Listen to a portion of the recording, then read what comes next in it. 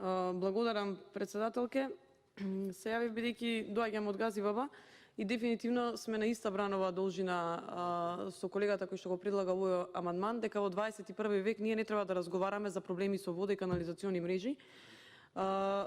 Инаку овој проект беше започнат во 2012 од владата на ВМРО ДПМН, така да констатацијата на Аги Муртезанов, колегата, дека се решаваат историски проблеми паѓа во вода. Тогаш со одлука на влада се одвоја средства, се отпочна.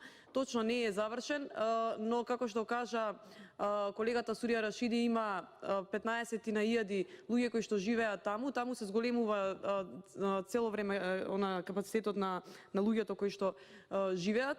Со тоа и потребата од зголемување на должината на канализационата мрежа.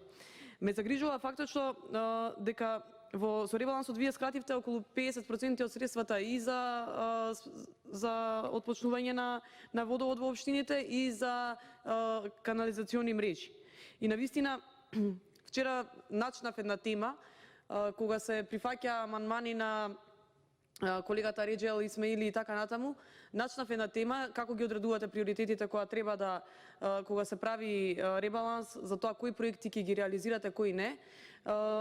Сега дефинитивно денеска се потврдува таа моја теза дека вие уствари делите средства и прифаќате амандмани на политички подобни и на неподобни. На политичките подобни про СДСМ, про ДУИ одобрувате амандмани заменичке, што не е фер, затоа што и во другите општини живеат луѓе и во другите општини заслужуваат да имаат водовод и канализација. Парадоксално е во 21 век да зборуваме за вода.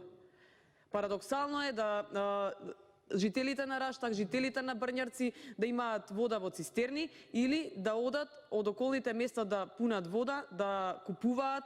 Некој што нема можност ниту да отиде да купи вода, ниту да отиде да наполни бидејќи нема возило, а има и такви случаеви во руралните средини, има, треба да сте свесни. И доколку ги имате посетено ќе знаете за тие, што да прават тие луѓе. Во 21 век немаме вода, луѓе. И вие така ноншалантно ги одбивате, има средства, нема средства, додека правевте акробации во средствата за амандманите на Реджел Исмаили и ги намалувавте средствата само за да отпочнат проектите за наши амандмани од опозицијата, а пазете, амандмани кои што произлегуваат од програмата на СДСМ. Ваши ветувања. Ама вие сте премногу амбициозни. Костадин, ако сакаш да реплицираш, реплицире. Не довикуваме, ќе те замолам за коректност. Ваши ветувања не ги исполнувате, а што понатаму? Тоа е, благодарам.